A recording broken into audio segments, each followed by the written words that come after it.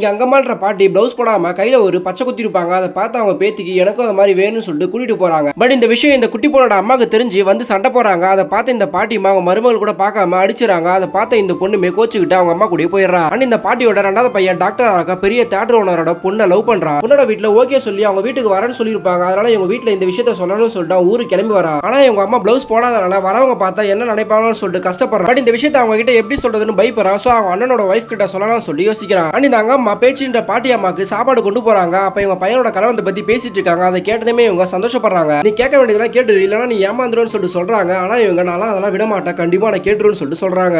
அண்ணி இவங்க பையன் அவங்க அண்ணி கிட்ட பிளவுஸ் போடுற விஷயத்தை பத்தி கேட்கறான். அவங்களுமே நான் பாத்துக்கிற விடுன்னு சொல்லிட்டு சொல்றாங்க.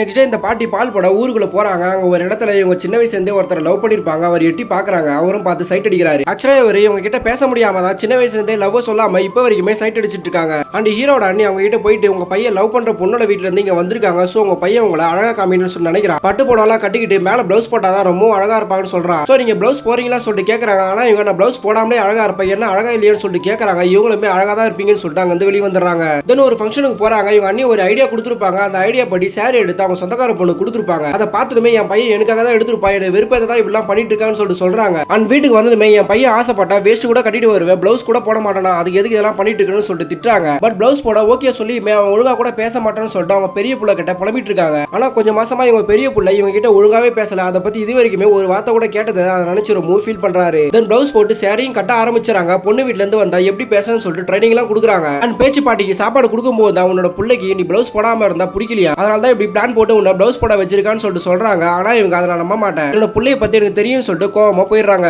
பட் நெக்ஸ்ட் டே புது துணி எடுக்கிறதுக்காக கார்ல போறேன்னு சொல்லிட்டு எல்லாருமே கிளம்பிட்டு இருக்காங்க. அப்ப இவங்க அவங்க மருமக கிட்ட வேலை விடுறாங்க. பட் அவங்க கிளம்புற வேகத்துல அவங்க பொண்ணை செய்ய சொல்லிட்டு வெளியே போயிடறாங்க. அதை பார்த்ததுமே இவனால நம்ம பேச்சுக்கு பயந்துகிட்டு என்ன சொன்னாலும் செய்வா, இந்த பிளவுஸ் போடுறதுல இருந்து யாருமே நம்மள மதிக்க மாட்டாங்கன்னு சொல்லிட்டு தோண ஆரம்பிக்குது. அண்ட் துணி எடுக்க டவுனுக்கு போறாங்க. இவங்களை வெளியே உட்கார வச்சு இவங்க துணி எடுத்துட்டு இருக்காங்க. ஆனா இவங்களுக்கு இந்த பிளவுஸ் போட்டதுல இருந்து நம்மள யாரும் மதிக்கிறது இல்ல, நம்மள நாமளே இழக்கிறோமோ சொல்லிட்டு யோசிக்கிறாங்க. கோவத்துல வீட்டுக்கு கிளம்பி போயிடுறாங்க. அவ போகும்போது இவர் சின்ன வயசுல இருந்து லவ் பண்ணவரை பார்த்துட்டு தைரியமா கூப்பிடுறாரு. என்ன ஆளே மாதிரி அழகாயிட்டேன்னு சொல்லிட்டு கேட்கறாங்க. ஆனா இவங்க கோவத்துல இவளால பயத்துல இருந்தா இப்ப என்ன பயம் விட்டு போச்சான்னு சொல்லிட்டு திட்டிட்டு வீட்டுல தச்சு வச்ச ஜாக்கெட் எல்லாம் எரிச்சிட்டு மலை மேல போய் உட்காந்துக்கிறாங்க.